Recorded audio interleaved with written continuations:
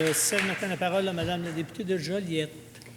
Merci beaucoup, Monsieur le Président. Vous allez me permettre, pour commencer, de dire quelques mots à l'intention des gens de la circonscription de Joliette, plus précisément les employés du CHSLD Saint-Eusèbe, qui livrent à leur manière en ce moment un combat de tous les instants pour sauver le plus de vies possible chez nos résidents, pour les accompagner ainsi que leurs familles le mieux possible. Alors, je veux vous dire, bien sûr, que je suis de tout cœur avec vous et que je sais qu'on va passer à travers cette épreuve-là avec votre engagement de tous les instants. Alors, merci infiniment. Et vous savez, Monsieur le Président, c'est important pour moi de leur démontrer toute ma reconnaissance dans ces temps qui sont très difficiles. Et je veux aussi qu'on soit conscient que quand on parle de ventilation dans nos écoles, on parle aussi de transmission dans nos CHSLD. Pourquoi? Parce que quand on a des cas qui augmentent et qu'on a des milieux où il y a des éclosions qui se multiplient dans nos écoles, ça contribue de manière très importante à la contamination dans la communauté.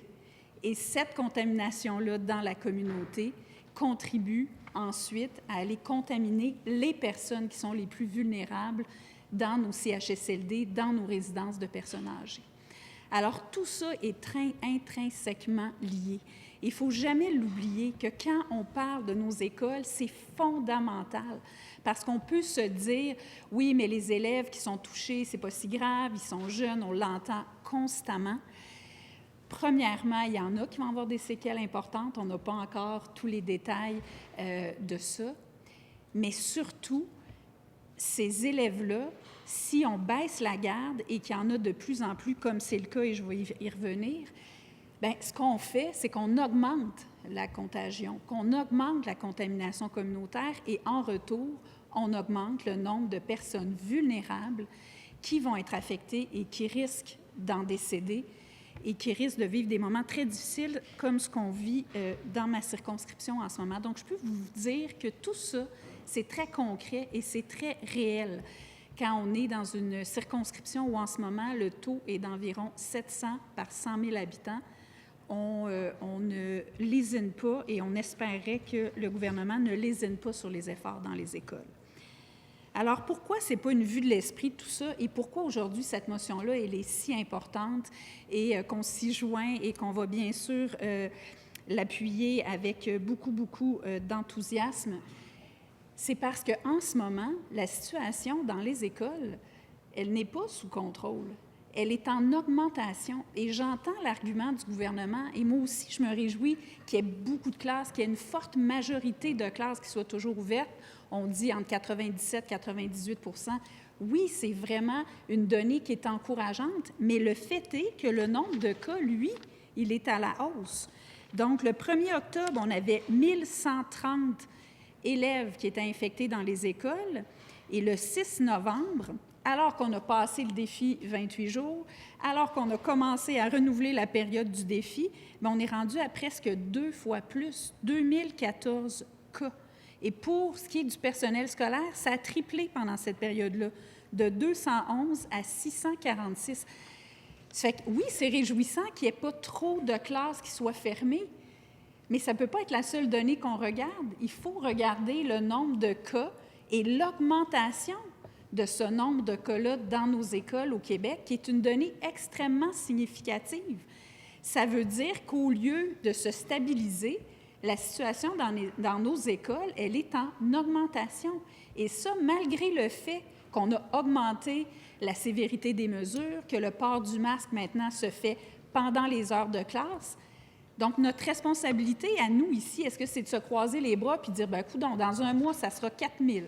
On en sera rendu à 4 000, puis il y aura autant plus de contagion communautaire, puis autant plus de CHSLD et de personnes aînées qui, par ricochet, vont être impactées par ça, ou notre responsabilité à nous, c'est de dire, hey, on se met en mode solution. On aurait dû être en mode solution depuis déjà des semaines et des semaines, mais là, l'heure, elle est sérieuse. Et on le voit, là, en plus, globalement, on est en train de sortir du plateau. Et depuis quelques jours, on est en augmentation du nombre de cas et c'est la même réalité qu'on vit dans nos écoles. Donc, si je dis ça, c'est qu'aujourd'hui, ce dont on débat, c'est fondamental parce que c'est notre responsabilité à nous tous. Et il me semble que s'il y a un moment où on devrait travailler tout le monde ensemble, c'est bien maintenant et c'est bien pour préserver la santé au maximum de nos enfants puis de nos adolescents et par ricochet des aînés du Québec et des personnes qui sont plus vulnérables. Bref, je suis assez consternée d'entendre le peu de réponses dans les éléments de discours du gouvernement aujourd'hui, quand l'heure, elle est extrêmement sérieuse. Je suis d'autant plus consternée d'entendre le ministre de la Santé 2 jours de suite. Hier, il nous a dit « J'ai commandé une étude, j'attends les recommandations sur la question de la ventilation dans les prochaines semaines. Je vais aviser. » Ce matin, dans une entrevue à la radio au micro de Paul Arcan, il dit dans les priorités qu'on avait fixées par la santé publique, celle-là n'était pas là pendant l'été. Est-ce qu'elle aurait dû l'être avec du recul, parlant à l'animateur? Vous avez sûrement raison. Je pense qu'il y a raison de dire que l'animateur a raison, puis je pense que nous, on a raison de dire que c'est pas normal, puis qu'il y a matière à s'inquiéter et qu'il y a surtout matière à agir de manière très urgente.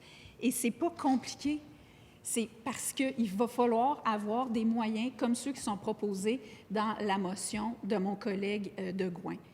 Des détecteurs de CO2, c'est quelque chose qui va nous aider à mesurer le sérieux de la situation.